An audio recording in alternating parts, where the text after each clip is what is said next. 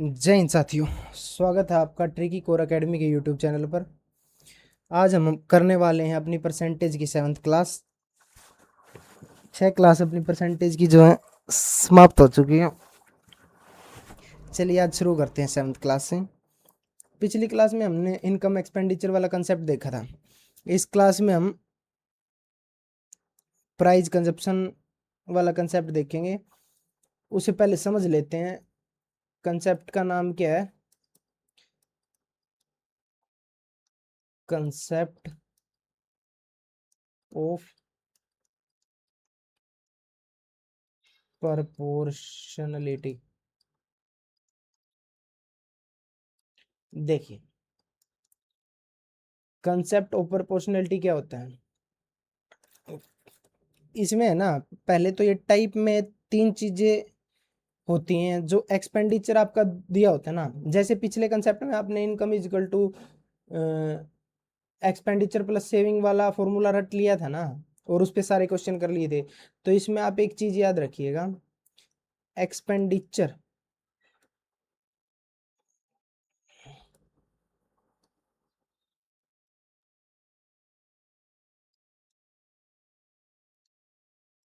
Expenditure यानी कि खर्चा इज इक्वल टू प्राइस यानी मूल्य इनटू कंजप्शन यानी कि उसकी खपत। ठीक है, ये आपका फॉर्मूला है।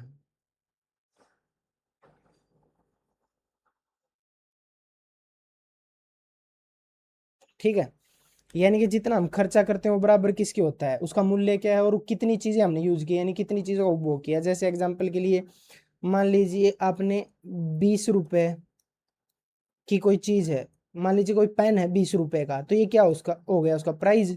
और आपने ऐसे ऐसे 5 पेन ले लिए, तो ये क्या कर लिया आपने, कंजप्शन हो गया आपके, ये आपकी खपत है, 5 पेन यूज किए।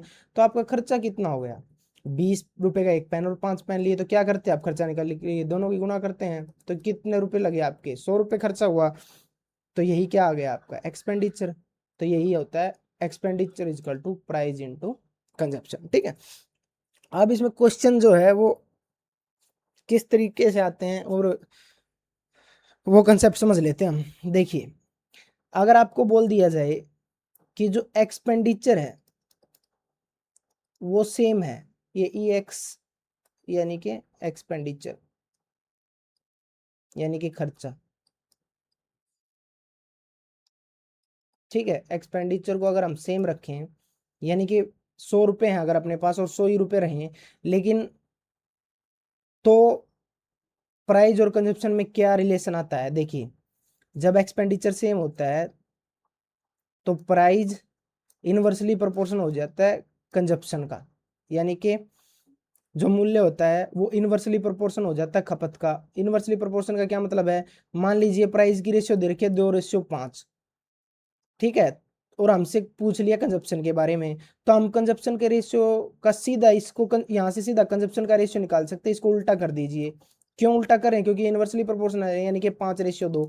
अब इस रेशियो का यूज करके हम अपना क्वेश्चन क्या कर सकते हैं, सॉल्व कर सकते हैं। ठीक है, तो यही समझते हैं पहले तो ये ऐसा क्यों होता है। देखिए, अगर आपके पास मान लिया एक्सपेंडिचर सेम है यानी कि 100 ही रुपए हैं आपके पास। ठीक है, दोनों केसेस में।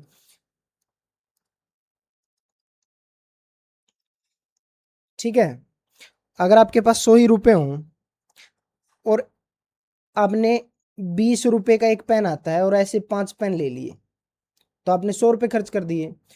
अब मान लिया प्राइस जो था वो पेन का बढ़ गया, 20 का पेन अब 25 का आने लगा, लेकिन आपके पास पैसे 100 ही हैं, मतलब रुपए 100 हैं। तो आप कितने पेन ले पाओगे, 5:4।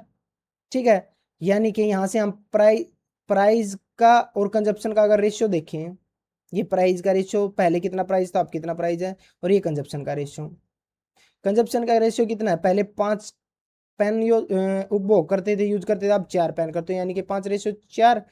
प्राइस का कितना आ जाएगा, यहाँ से रेशियो देखोगे तो 5 का 20 और 5 5 25, यानी प्राइस का रेशियो कितना है, 4:5। ये है प्राइस का रेशियो। लेकिन कंजप्शन का रेशियो यहाँ से क्या आ गया, उसका उल्टा, 5:4। ठीक है, तो अब आपको पता चल गया कि ये उल्टा क्यों होता है। अगर आप प्राइस बढ़ाएंगे किसी चीज का मूल्य बढ़ गया और पैसा उतना ही आपके पास खर्च करने के लिए, तो नॉर्मल सी बात है, आपको उतने ही पैसे में तो आप प्राइस बढ़ने के बाद कम चीज मिलेगी। तो इसलिए क्या है, इनका क्या होता है, रेशियो इनवर्सली प्रोपोर्शन होता है। ठीक है, ऐसा ही अगर ये तो हो गई जब एक्सपेंडिचर सेम हो, ऐसा भी तो हो सकता है आपको जो है प्राइस सेम दे दिया, क्या कर दिया आपकी बार कंडीशन सेकंड केस में, प्राइस क्या बोल दिया कि प्राइस को सेम रखना, यानी कि प्राइस सेम है। ठीक है, अब यहाँ प्राइस है, यहाँ कंजप्शन है और यहाँ एक्सपेंडिचर है। अगर प्राइस पहले भी पेन 20 रुपए का था, अब भी पेन 20 रुपए का है, ठीक है, मान लिया पहले 5 पेन यूज करते थे और अब कितने करते हैं आप, 6 पेन यूज। तो यहाँ से खर्चा कितना किया पहले आपने, 20 पंजा 100, और अब कितना कर रहे हैं, 6 दूनी 12 यानी कि 120। ठीक है, अब यहाँ क्या होगा, देखिए प्राइस तो हमने क्या ले लिया है, सेम ले लिया है, तो कंजप्शन का और एक्सपेंडिचर का रेशियो देखेंगे क्या होगा। तो यहाँ से जो एक्सपेंडिचर का रेशियो होता है वो कंजप्शन के डायरेक्टली प्रोपोर्शनल हो जाता है, यानी कि समानुपात में।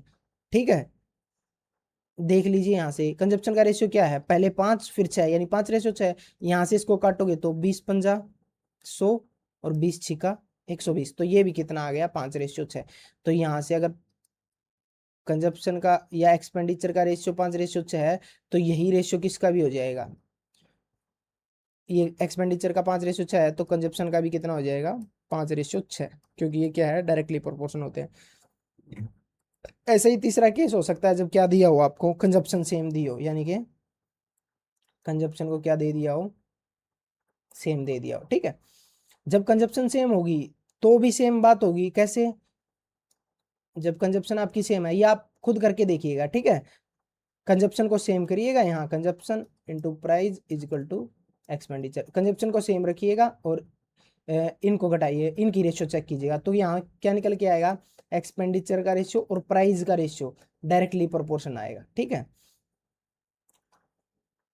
देखिए अगर आपको कभी ऐसा चेक करना है ना, तो ऐसे भी आप इसको ध्यान रख सकते हैं, जैसे एक्सपेंडिचर बराबर है प्राइस इनटू कंजप्शन। ठीक है, अब जब एक्सपेंडिचर को सेम किया, यानी कि हमसे अगर पूछा है इन दोनों का रेशियो जो इक्वल से एक साइड है, कभी भी अगर इक्वल से उस साइड गुणा में कोई चीज हो, उन दोनों का अगर रेशियो पूछता है तो उन दोनों का रेशियो हमेशा इनवर्सली प्रोपोर्शन मिलता है। क्या होता है, इनवर्सली प्रोपोर्शन, जब एक्सपेंडिचर सेम हो। ठीक है, और इन दोनों का रेशियो पूछा हो, यानी कि इक्वल से जो साइड में दो है ना गुणा में, उनका रेशियो पूछा है और इक्वल से इस साइड वाली चीज को सेम रखा है, तो हमेशा ही इनवर्सली प्रोपोर्शन में होंगे। और अगर एक भी इक्वल से उस साइड अगर रेशियो पूछ लिया, मान लीजिए चाहे एक्सपेंडिचर और प्राइस का पूछे या फिर एक्सपेंडिचर और कंजप्शन का पूछे, तो यहाँ से रेशियो इनका क्या आता है, हमेशा डायरेक्टली प्रोपोर्शन। तो ऐसे भी आप इसको थोड़ा सा ध्यान में रख सकते हैं। ठीक है, चलिए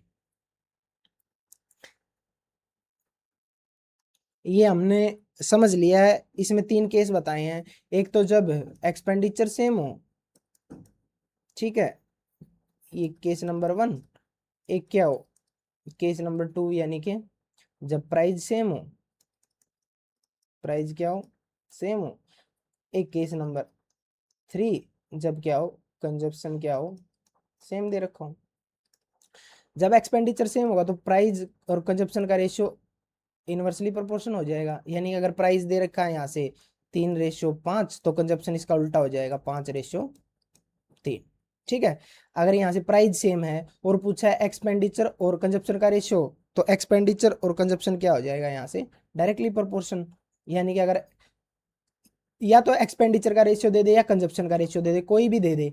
मान लीजिए यहाँ कंजप्शन का रेशियो दे दिया 4:5 और एक्सपेंडिचर का कुछ रेशियो निकालना है, तो एक्सपेंडिचर का भी क्या हो जाएगा, सीधा 4:5, क्योंकि क्या है, डायरेक्टली प्रोपोर्शनल सेम है। यहाँ होगा जब कंजप्शन सेम है तो प्राइस का रेशियो और एक्सपेंडिचर का रेशियो क्या हो जाएगा, डायरेक्टली प्रोपोर्शन। ठीक है, ऐसा ही इसमें होगा, अगर प्राइस का रेशियो दे दिया 8:7, तो एक्सपेंडिचर का रेशियो क्या हो जाएगा, 8:7, क्योंकि डायरेक्टली प्रोपोर्शनल है।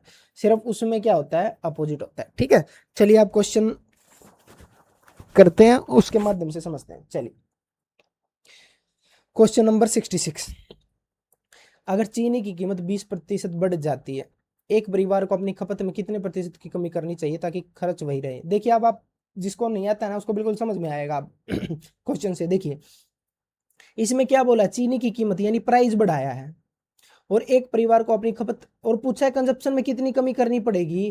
क्यों? क्योंकि खर्चा सेम है, यानी कि अपने पास उतने ही रुपए हैं जितने पहले थे, लेकिन प्राइस बढ़ गया है, मूल्य बढ़ गया है किसी चीज का, तो अब कुछ ना कुछ तो कमी करनी पड़ेगी, चीज कम लानी पड़ेगी। अगर पैसे सेम है तो वो कितनी कम लानी पड़ेगी, कितने परसेंट, वो पूछा है। जैसे देखिए यहाँ से हम रेशियो का यूज करेंगे। देखिए प्राइस का रेशियो कितना बढ़ा है, 25%। 25% की वैल्यू क्या होती है, 1/4, यानी कोई चीज 4 थी, एक बढ़ के अब उसका प्राइस कितना हो गया, 5 हो गया है। ठीक है, 4 की चीज अब 5 में आएगी।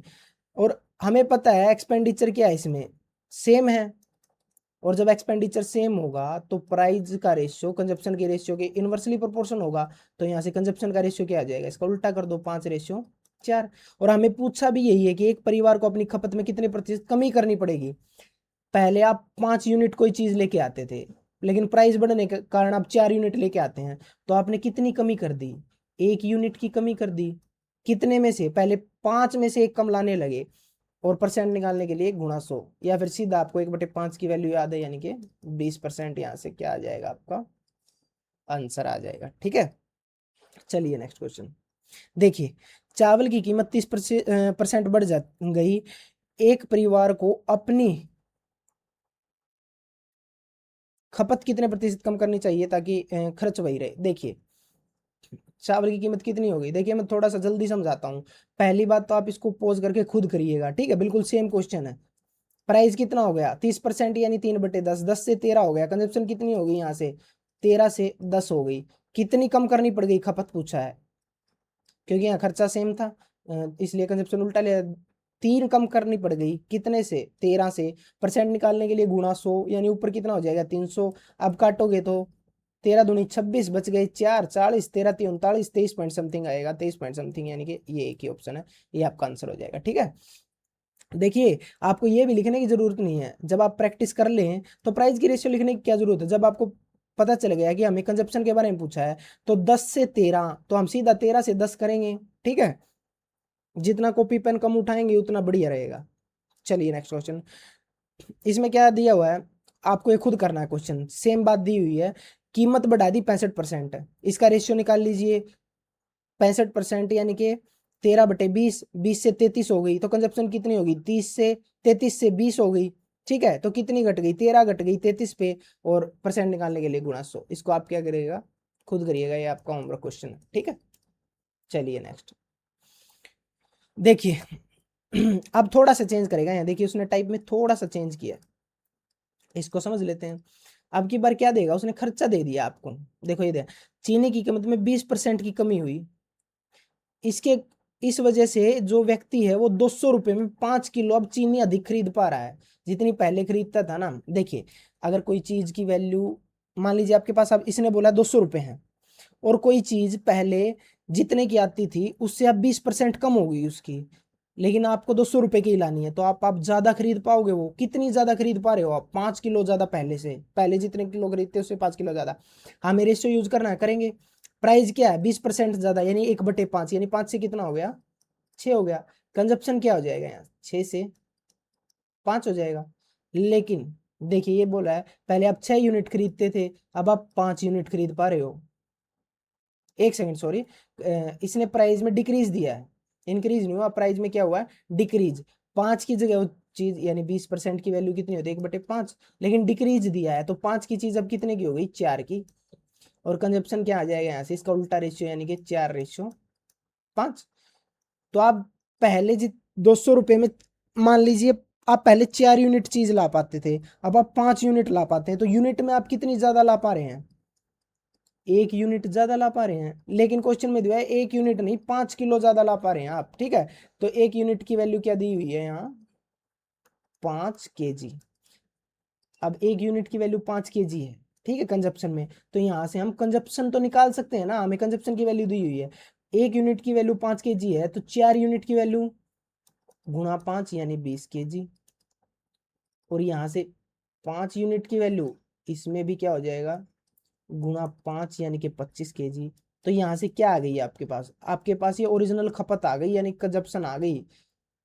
कंजप्शन क्या आ गई आपके पास, शुरू में वो 20 किलो चीनी लेता था 200 रुपए में, अब लेता 25 किलो चीनी 200 रुपए में। ठीक है, अभी आपको बताया एक्सपेंडिचर का फॉर्मूला क्या होता है, यानी खर्च होता है प्राइस गुना कंजप्शन।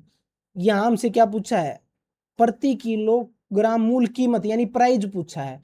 प्राइस की वैल्यू क्या हो जाएगी, एक्सपेंडिचर, और ये कंजप्शन उसके नीचे चला जाएगा, यानी एक्सपेंडिचर बटे कंजप्शन, तो प्राइस की वैल्यू आ जाएगी। अब एक्सपेंडिचर तो इसने दिया हुआ है कि 200 रुपए, और पूछा है मूल कीमत। मूल कीमत की रेशियो हमारे पास क्या है, मूल कीमत ये है, वर्तमान कीमत ये है। ये मूल कीमत ये होती है ओरिजिनल वैल्यू, बेस वैल्यू जो घटने बढ़ने से पहले है, और जो वर्तमान वैल्यू पूछते हैं वो होती है चेंज होने के बाद। ठीक है, अब देखिए आपको निकालनी है मूल कीमत यानी प्राइस निकालना। आपको प्राइस का फॉर्मूला क्या होता है, एक्सपेंडिचर बटे कंजप्शन, यानी खर्चा। खर्चा कितना हमें पता है 200 रुपए खर्च किए, और कंजप्शन पहले के पूछा है तो पहले वाली कंजप्शन यूज करेंगे। 200 रुपए में 20 किलो चीनी लाता था, तो कितने रुपए किलो चीनी थी, यानी प्राइस क्या था पहले, 20 दाई 200 यानी 10 रुपए केजी प्राइस था। ठीक है, अब वाली पूछता तो हम अब भी 200 रुपए हैं, लेकिन अब 25 किलो चीनी ला पा रहे हैं, तो 25 अट्ठा 200, अब 8 रुपए किलो चीनी होती, लेकिन हमसे पूछा मूल कीमत, तो ये आपका आंसर हो जाएगा 10। ठीक है, चलिए नेक्स्ट क्वेश्चन देखिए, यहां भी सेम क्वेश्चन है। आटे की कीमत 25%, आटे की कीमत में क्या हुआ है, 25% की क्या हुई है, कमी हुई है भाई। ठीक है, यानी 4 से 25% की वैल्यू होती है 1/4, और कमी हुई तो 4 से कोई चीज कितने की हो गई, 3 की। और इस कारण क्या हुआ, 360 रुपए ही थे, और उससे 3 किलो अधिक आटा खरीद पा रहा है। कंजप्शन कितनी है, 3 से 4 हो जाएगी उल्टी, जब पैसे सेम है तो 3 से 4, यानी पहले 3 यूनिट खरीद पाता था, अब 4 यूनिट, यानी कितनी यूनिट ज्यादा खरीद पा रहा है वो, 1 यूनिट। लेकिन वो बोल रहा है 1 यूनिट नहीं, 3 किलो ज्यादा अतिरिक्त आटा खरीद पा रहा है। 1 यूनिट की वैल्यू 3 kg। ठीक है, तो यहां से कंजप्शन निकाल सकते हैं। 3 यूनिट की वैल्यू 3 तिया 9 kg, और 4 यूनिट की वैल्यू 4 तिया 12 kg, यानी पहले 9 किलो चीनी खरीदता था, अब 12 किलो खरीद रहा है, क्योंकि प्राइस गिर गया 25%। हमें पूछा है प्रति किलो शुरुआती कीमत, शुरुआती कीमत तो ये है। ठीक है, और पैसा हमें पता है, प्राइस क्या होता है, खर्चा बटे में कंजप्शन।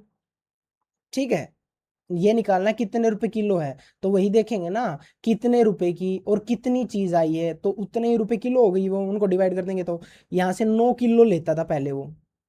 ठीक है, 9 किलो लेता था, और पैसे तो कितने थे, 360 रुपए थे, और कितने किलो लेता था चीनी, 9 किलो आटा, सॉरी। तो यहाँ से प्राइस क्या था, 9 चौका 36, यानी 40 रुपए kg था।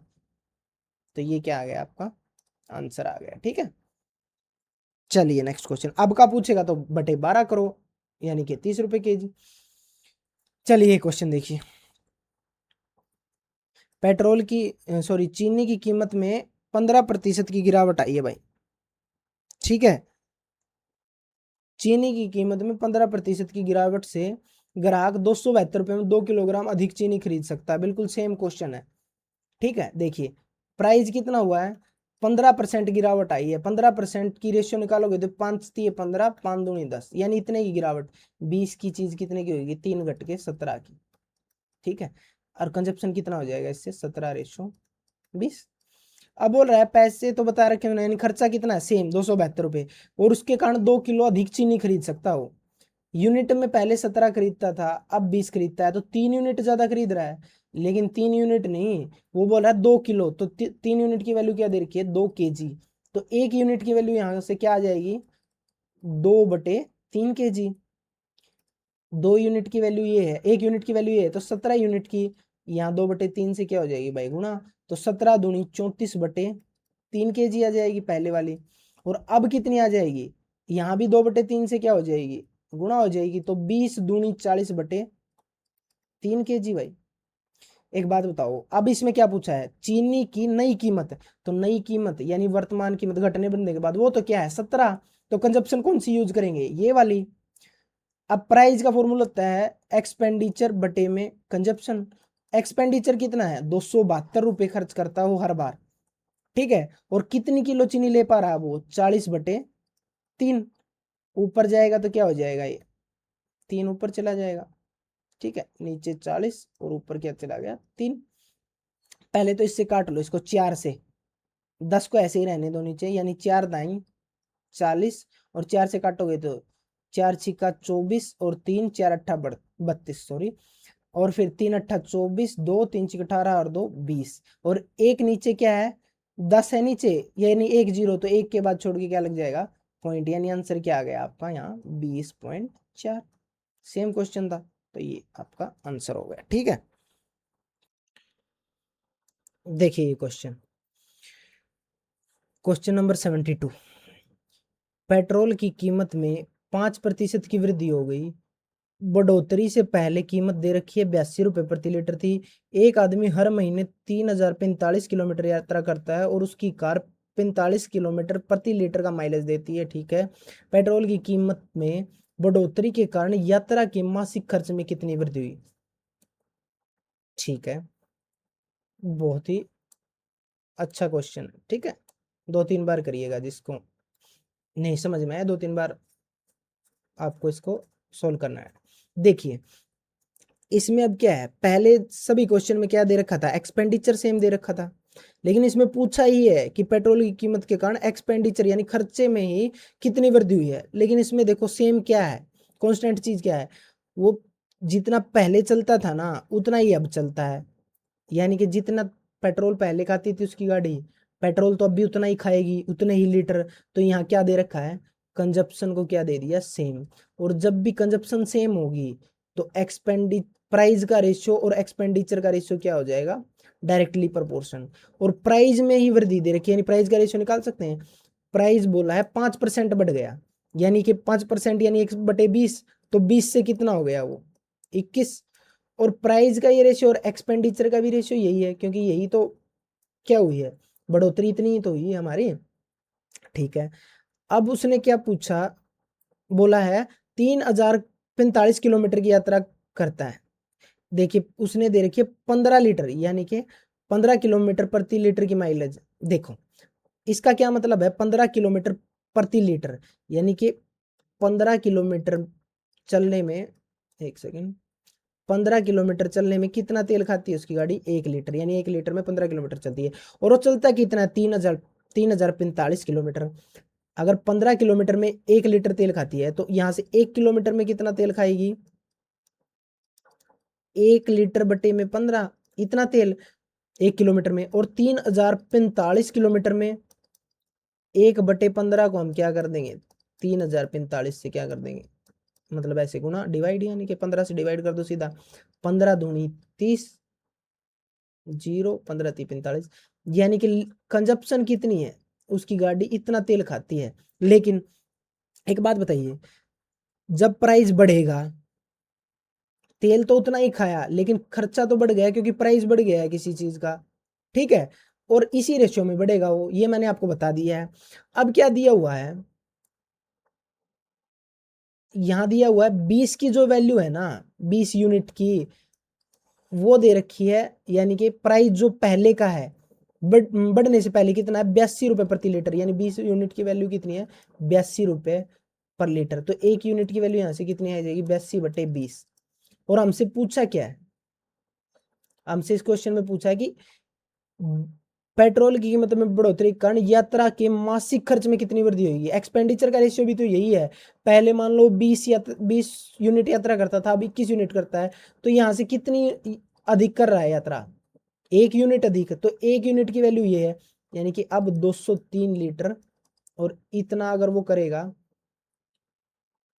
82/20। ठीक है, 1 यूनिट की वैल्यू निकालनी थी, तो अब क्या, काटो यहाँ से, 2 से काट लो, 10 है यहाँ, 2 चौके 8, 2 एकम 2, 41 दिया, 123, 3 12 80, 41 0 0, 12 का 2 1, 41 82 और 1 83, और नीचे 10 है तो यहाँ आ जाएगा पॉइंट। तो यहाँ से आपका आंसर क्या आ जाएगा, 832.3, यानी अप्रोक्स निकालना है तो क्या हो गया यहाँ 832, ये हो गया आपका आंसर। चलिए अब नेक्स्ट क्वेश्चन करते हैं।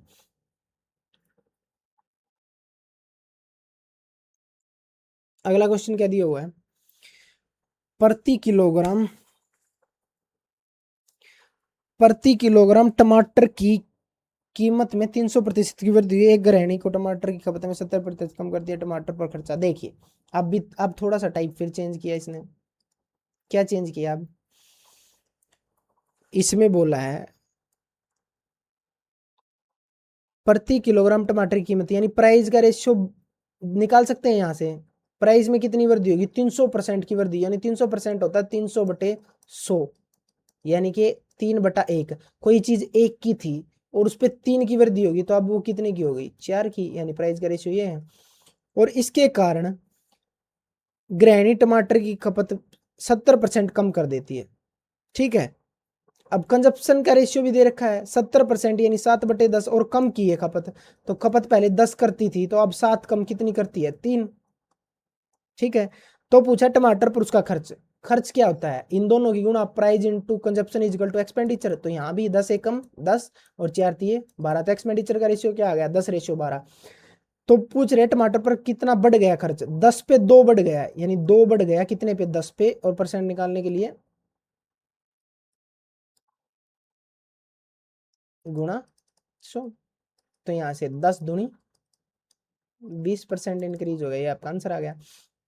देखिए जब भी ऐसे 10 बने ना कहीं 10, जैसे यहाँ 10 बन गया है, तो इसको आप 10 मत देखिए, इसको आप 100 देखिए, यानी यहाँ भी एक जीरो लगा लीजिए और यहाँ भी एक जीरो। अब 100 से 120 हो गया, तो आपको मन में ही दिख जाएगा यहाँ कि 20% की क्या हुई है? बढ़त हुई है। ठीक है, तो 20% इंक्रीज हुआ। चलिए नेक्स्ट क्वेश्चन। पेट्रोल की के मूल्य में 60% की वृद्धि होती है, इससे खपत में कितने प्रतिशत की कमी करनी चाहिए कि वह केवल 28% की वृद्धि हो? हमें देखिए पहले वाले क्वेश्चन में हमें प्राइस और कंजप्शन का रेशियो दिया हुआ था, अब दिया हुआ प्राइस का और एक्सपेंडिचर का रेशियो, दोनों का परसेंटेज वैल्यू दी है, तो इनसे दोनों की रेशियो निकाल सकते हैं। और पूछा क्या? कंजप्शन। तो एक बात बताइए, जैसे expenditure is equal to price into consumption है, तो अगर कंजप्शन की यहाँ से वैल्यू निकालेंगे तो एक्सपेंडिचर के बटे में प्राइस चला जाएगा, यानी एक्सपेंडिचर डिवाइड बाय प्राइस, ये आ गया। तो अब इन दोनों की रेशियो को आप डिवाइड कर दीजिए। जैसे प्राइस में क्या दिया हुआ है? एक्सपेंडिचर क्या है? एक्सपेंडिचर कितना बढ़ना चाहिए? 28%, यानी अगर एक्सपेंडिचर 100 था तो वो कितना बढ़ जाएगा? बढ़ के 128 हो जाएगा। और प्राइस की दी हुई है 60% की वृद्धि, तो वो कितना हो जाएगा? 100 से कितना हो जाएगा? 160। आप सिंपल भी करके लिख सकते हैं रेशियो को। ठीक है, लेकिन हमें निकालना क्या है? हमें निकाला कंजप्शन। कंजप्शन क्या होता है? एक्सपेंडिचर बटे में प्राइस। तो इन दोनों को डिवाइड करें तो इनकी रेशियो को डिवाइड कर दो, तो यहाँ से किसकी रेशियो निकल के आ जाएगी? कंजप्शन की। तो 100 से तो 100 गया। अब इसको काट लो 4 से, 4 चौके 16, 4 से काटो 4 तिये 12, 4 दूनी 8, फिर 8 पे 8 चौका 32, 8 पंजे 40। और अब इधर एक बचा, इधर 4/5, यानी 1/4/5 बचा है ऐसे। तो इसको इधर ले आओ, यानी कि 5 रेशियो क्या हो जाता है यहाँ? 4। तो कंजप्शन क्या हो गया? कंजप्शन आपका हो गया 5 से 4, यानी कि इसमें कितनी कमी आ गई? यूनिट में कितनी कमी आ गई? 1 यूनिट की कमी आ गई। 5 था पहले, अब कितना हो गया कंजप्शन? 4। तो 1 यूनिट घट गया कंजप्शन। और कितने पे? 5 पे 1/5, यानी 20% की क्या आ गई? आपकी कमी आ गई है। ठीक है, ये आपका क्या है यहाँ आंसर? देखिए ऑप्शन नंबर बी बिल्कुल ठीक। चलिए अब नेक्स्ट क्वेश्चन करते हैं। एक आदमी अपनी आय का 80% खर्च करता है और फिर 17,000 रुपये। देखिए यहाँ टाइप चेंज हो गया। यहाँ इस टाइप में है ना, दो टाइप के क्वेश्चन आएंगे इसमें भी। एक तो देखो यहाँ बोल क्या क्वेश्चन दिया हुआ है, एक आदमी अपनी आय का 80% खर्च करता है। कोई भी आदमी है 100% कमाता है, वही है income. Income is equal to expenditure plus saving. एक आदमी 100 रुपये 100% कमाता है, 80% खर्च कर देता है, तो बचेगा कितने उसके पास? 20% ही तो बचेगा ना। तो वही ये देखो यहाँ क्या बोला है, आय का 80% खर्च कर दिया और बताया कि 17,000 रुपये बचे हैं उसके पास। अब जब उसने 100 रुपये कमाए, उसमें से 80% उसने खर्च कर दिए, एक्सपेंड कर दिए, तो उसके पास बचे कितने, यानी सेविंग कितनी है उसकी? 20%। लेकिन इस 20% की वैल्यू कितनी दी हुई है, 17,000 रुपये बचाता है, यानी 20% की वैल्यू कितनी है, 17,000। और पूछा क्या है, उसकी कुल आय। इनकम तो हमने 100 मानी है, यानी 100% है इनकम की वैल्यू। तो 20% की वैल्यू 17,000 है, तो 1% की वैल्यू 17,000 बटे 20 गुणा 100। 100% की वैल्यू निकालनी है, तो 20 20 पंजा 100 और 17 पंजे 85, यानी 85,000 रुपये क्या है उसकी टोटल इनकम है। ठीक है, यहाँ भी एक चीज बताता हूँ, जैसे आपको ये 20% की वैल्यू दे दी है 17,000, ठीक है, तो आपको ये नहीं निकालना कि 17,000 बटे 20 और गुणा। जब आपको दिख रहा है ये 100 का मल्टीपल है, अगर इधर 5 से गुणा करोगे तो सीधा 100% हो रहा है, तो मन में इधर सीधा 5 से गुणा करोगी 100% हो गया, इधर भी 5 से गुणा करनी पड़ेगी, तो 17 पंजे 85,000 आ जाएगा आपका सीधा। ठीक है, तो ऐसे निकालना आप। चलिए नेक्स्ट क्वेश्चन देखिए, एक आदमी अपने वेतन का 30% किराए पर खर्च करता है, 20% किराने के सामान पर और 25% अन्य खर्चों पर। ठीक है, और लास्ट में उसके पास कितने रुपए बचते हैं, लास्ट में उसके पास बचते हैं 9,000 रुपए। तो देखिए, इसमें दो टाइप के क्वेश्चन है, अभी इसमें शेष वाला क्वेश्चन आएगा। ठीक है, अभी सीधा दिया हुआ है उसकी टोटल इनकम अगर 100 है, यानी यहाँ 100% है उसके पास पैसा इनकम, तो उसमें से क्या किया उसने, 30% किस पे खर्च किया, रेंट पे यानी किराए पे। फिर 20% यानी इसी 100 का 20% किस पे खर्च किया, करियाने के सामान पे, यानी 20%, यानी 20 रुपए यहाँ खर्च कर दिए। और फिर क्या बोल रहा है लास्ट में, 25% उसने किस पे खर्च किया है, अन्य मुद्दों पर, यानी कि यहाँ एक्स्ट्रा में उसने कितना और खर्च कर दिया, एक्स्ट्रा चीजें लेने में 25% और खर्च कर दिया। अब देखो 100 रुपए थे, उसमें से 30 यहाँ खर्च किए, 20 यहाँ और 25 यहाँ, टोटल खर्च कितना कर दिया यहाँ से, टोटल एक्सपेंडिचर कितना कर दिया, 30 और 20 50 और 20 70 और 5 75% क्या कर दिया उसने यहाँ से अपना खर्च कर दिया। अब 75% खर्च कर दिया, तो सेव कितना किया उसने, 25%। लेकिन क्वेश्चन में बोल रहा है उसने सिर्फ 9,000 रुपये बचाए, यानी इस 25% की वैल्यू कितनी है, 9,000। और हमें निकालनी कितनी है, वेतन, वेतन कितना था 100%, तो 25। अब 100 का मल्टीपल है, यहाँ 4 से गुना करोगे तो 100% आएगा, तो 100% की वैल्यू यहाँ सीधी क्या आ जाएगी, इसको भी 4 से गुना कर दो, 9 चौका 36,000, तो ये क्या आ जाएगा आपका आंसर आ जाएगा। ठीक है, ये आपका क्या हो गया, आंसर हो गया। ठीक है, अब करेंगे हम क्वेश्चन नंबर 76, सॉरी 77। चलिए सोलोनी की मासिक आय 75,000 है, वह किराए और शिक्षा पर कितना पैसा खर्च कर, अरे ये क्या, क्वेश्चन नंबर 77, एक सेकेंड। देखिए, ये क्वेश्चन यहाँ पूरा नहीं है, इस क्वेश्चन को पूरा बता देता हूँ क्या है इसमें। देखिए, सलोनी की मासिक आय 75,000 रुपये है, वह किराए और शिक्षा पर, यहाँ एक ग्राफ दिया हुआ है, यानी कि यहाँ दिया हुआ है वो किस चीज पर खर्च करती है, वो रेंट पर कितना करती है 30% खर्च, फूड पर कितना करती है 20% खर्च, और वो एजुकेशन पर कितना खर्च करती है 25% खर्च, और वो अपने बिल भरने में कितना खर्च करती है 20% खर्च, और जो एक्स्ट्रा उसके मिसलेनियस खर्चे दिए हुए हैं वो क्या है, एक्स्ट्रा खर्चे उसके 5%।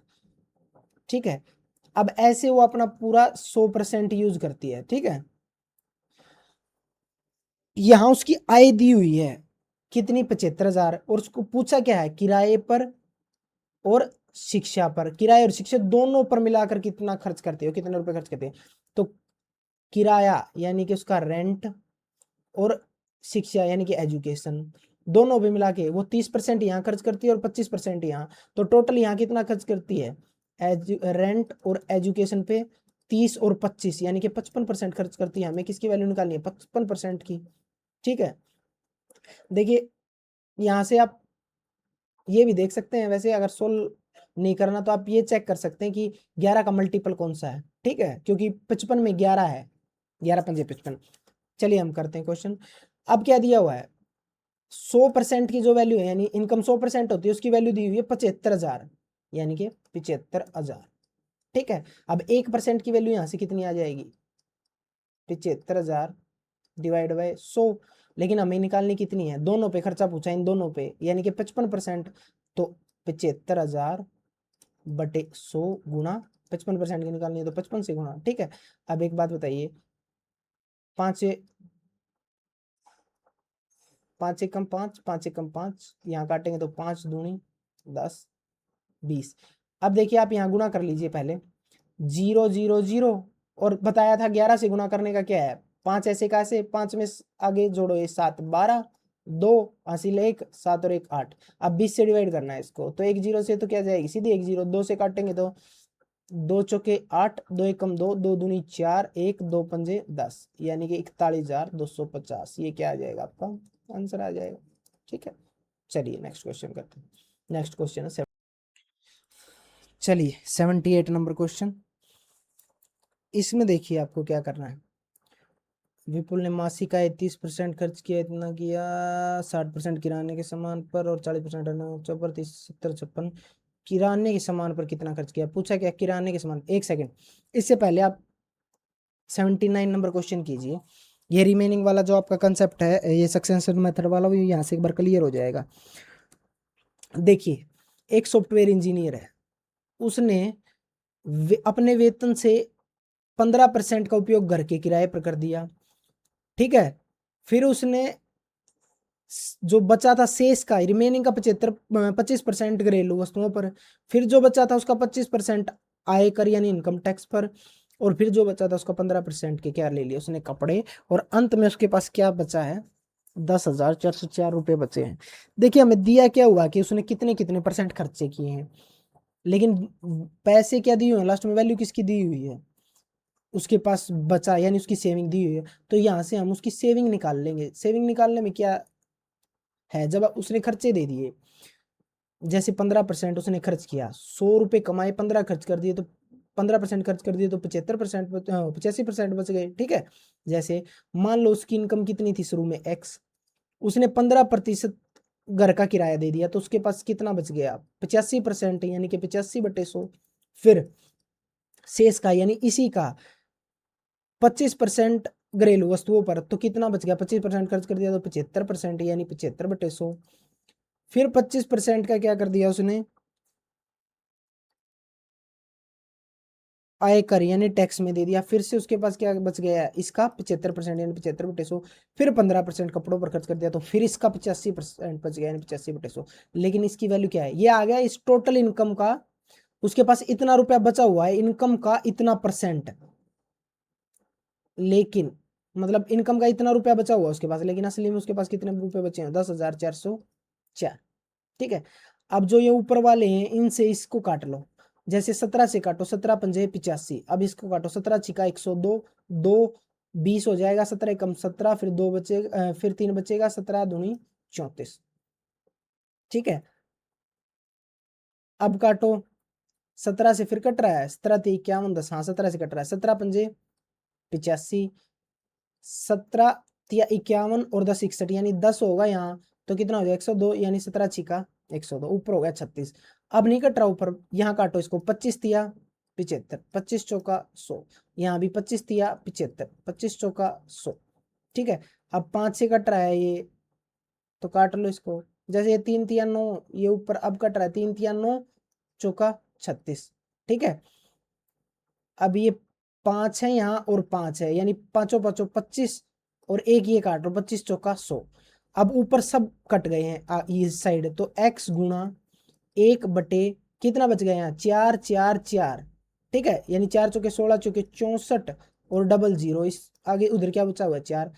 तो अब x इक्वल टू 6400 गुणा कितना हो जाएगा 4, 4 चौके 16, 4 छिका 24 और 1 25, यानी 256, यानी डबल जी।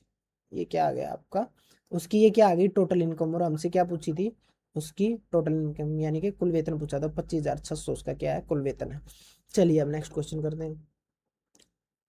ये करने के बाद हम वो क्वेश्चन करेंगे जो हमने अभी छोड़ा है। ठीक है, देखिए परवन के पास परवन ने अपनी पत्नी को 30% धन दिया, और जो शेष का जो बच गया उसका 86% अपने दोनों बच्चों को दे दिया। वो हमें नहीं देखना कि एक को कितना दे दिया, दोनों दोनों को मिला के बोल रखा है कि 86% क्या कर दिया उसने, उसने अपने बच्चों को दे दिया, ठीक है। और अंत में उसके पास इतने रुपए बचे हैं, तो प्रारंभ में उसके पास, मान लियो उसके पास कितना पैसा था एक्स, उसने 30% अपनी पत्नी को दे दिया, तो उसके पास कितना बचा 70%, यानी 70/100, और इसका 86% और दे दिया, तो कितना बचा, 100 में से 86 गई, 14%, यानी 14/100। लेकिन रियल में उसके पास पैसा कितना बचा हुआ है, यानी इसकी वैल्यू दी हुई है 98,000 रुपये बचे हुए अब उसके पास। तो देखो 14 पे काटो इसको, 14×7 = 98, 7,000।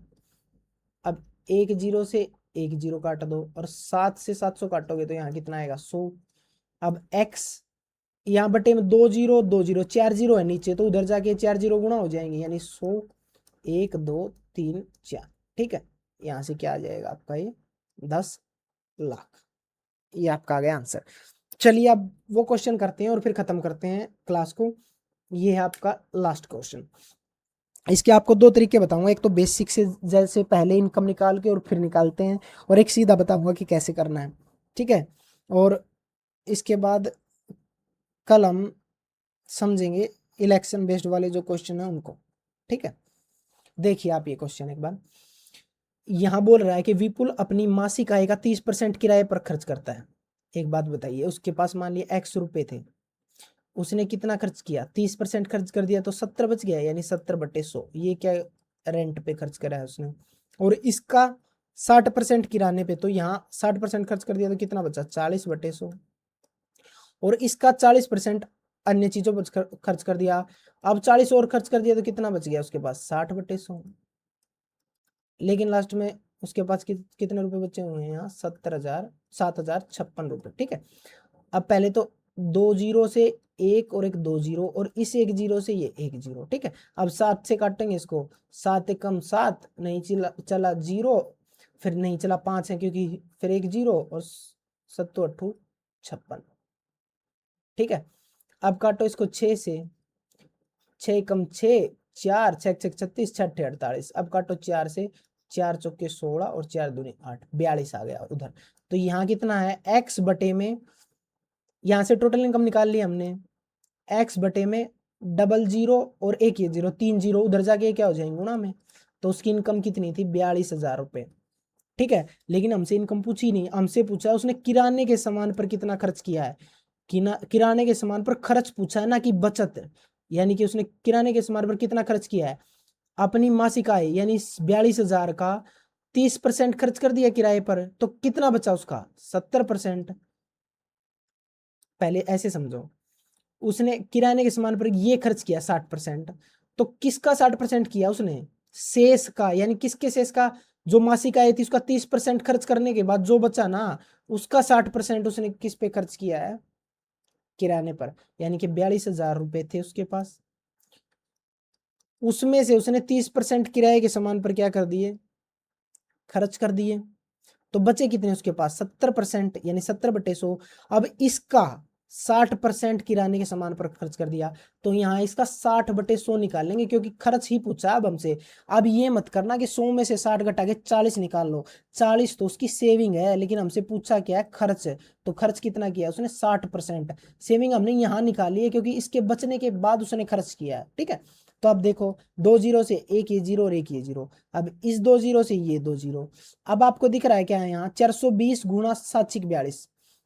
देखो एक तो तरीका, आप सीधा 420 को पहले 7 से गुणा कर लो, फिर 6 से गुणा कर लो, ठीक है। लेकिन एक आप देख सकते हैं यहाँ, ऐसे लिख सकते हो इसको, 7 कितना होता है 42, यानी कि 42 गुणा 420 है, तो 42 गुणा 10, ऐसे देखो इसको, इसी को, इस सारे को, ठीक है। अगर आपको 42 का स्क्वायर याद है, तो 42 का स्क्वायर होता है 1764, यानी कि 1764 और एक जीरो, ये जिसको स्क्वायर याद है उसके लिए बता रहा हूँ, ठीक है। नहीं तो गुना कर लो, 50 तक स्क्वायर वैसे सबको याद होने चाहिए। ये आ गया 17,640 इसका आंसर। लेकिन एक तरीके से और निकाल सकते हैं इसको, ये तो चलो इसमें दूसरे नंबर की चीज पूछ ली, अब 4-5 ऐसे खर्चे दे रखे हैं उसने और लास्ट वाली वैल्यू पूछ लेगा तो बहुत बड़ा हो जाएगा ये। तो इसका एक तरीका क्या है, इसको हम ऐसे कर सकते हैं, इसको एक बार इरेज कर देते हैं। देखिए तरीका है, मान लो उसके पास x रुपए थे, उसने 30% खर्च कर दिए किराए पर, तो कितने बचे 70/100। और फिर 60% किराने के सामान पे किए हैं खर्च, तो उसके पास कितना बचा, 40/100। और अब इसका 40% खर्च कर दिया तो क्या बचा, 60/100, और इसकी वैल्यू क्या दे रखी है, 7,056 रुपये। ठीक है, और अब पूछा क्या है वो लिखो यहाँ। पूछा है उसने किराने के सामान पर कितना खर्च किया, उसके पास जो x रुपया था उसका, पहले तो उसने किराए पर कितना किया है, 30%, तो बचा कितना उसका, 70/100। और इसका 60% किराने के सामान पर खर्च किया है, तो इसका 60% खर्च किया है, यानी 60/100। इसकी वैल्यू हमें निकालनी है। ठीक है, अब देखो x का 70, 40, 60% इक्वल टू इतना ही, इसकी वैल्यू ये दी हुई है और इसकी वैल्यू ये निकालनी है। तो हमें क्या दिख रहा है, यहां तक क्या दिख रहा है आपको, सेम x इसमें भी है, इसमें भी 70/100 भी है, और नीचे ये 100 भी है। तो अगर हम इसको ना काटें, ये इसको ना काटें, ठीक है, इसको ऐसे कैसे रखो, क्योंकि ये तो इसमें भी है, ठीक है ना, इसको ना काटें और सिर्फ इसकी वैल्यू निकाल लें, जो मैंने बॉक्स में बंद किया है इसकी वैल्यू निकालें, और फिर इसको 60 से गुना कर दें। ये ये तो उधर भी है, उधर भी है कॉमन। अब इसकी वैल्यू निकाल लें हम, इस डब्बे वाले की, और उसको फिर 60 से गुना कर दे तो हमारा आंसर आ जाएगा। देखो कैसे, यहाँ इसको मान लो आप, अगर आपको दिक्कत हो रही है तो इसको y लिख लो बेशक से अपने मन में, ठीक है, नहीं तो कोई जरूरत नहीं है, सीधा आप क्या करो, जो ऊपर कट रहा है उसे काटो। पहले तो 2 जीरो से ये 2 जीरो कट रही है, ठीक है, आपको ये छेड़ना ही नहीं है, ये कट गया। अब 6 से काटोगे तो 6 कम 6, 6 कम 6 बच गया 1, 6 कम 6 4, 6 से 42, 3 6 6 36, ये आएगा। फिर 4 से काटोगे तो 4 दूनी 8, 3 4 निमा 36, 4 चौके 16। ठीक है, यहाँ से इस जो डिब्बे की वैल्यू आ गई ना 294 आ गई। अब इस डिब्बे, अगर हमें जो अपना आंसर निकालना है उसमें क्या है, इस डिब्बे की वैल्यू गुणा में 60, यानी कि 294 इंटू 60 करना है। तो एक जीरो तो ऐसे आएगी। अब 6 से गुणा कर दो, 6 चौका 24, 4 2, 6 निमा 54 और 2 56, 6 फिर 5 6 दूनी 12 और 5 17। तो ये आ गया आपका आंसर 17,640। ठीक है, चलिए आज के लिए इतना ही। 80 क्वेश्चन हमारे हो गए हैं। कल हम चालू करेंगे जो, वो करेंगे इलेक्शन बेस्ड क्वेश्चंस। आज की क्लास यहीं ख़त्म होती है। आपको नोट्स बना लेने हैं, प्रैक्टिस करनी है सारे क्वेश्चंस की बार बार। चलिए मिलते हैं नेक्स्ट क्लास में। जय हिंद।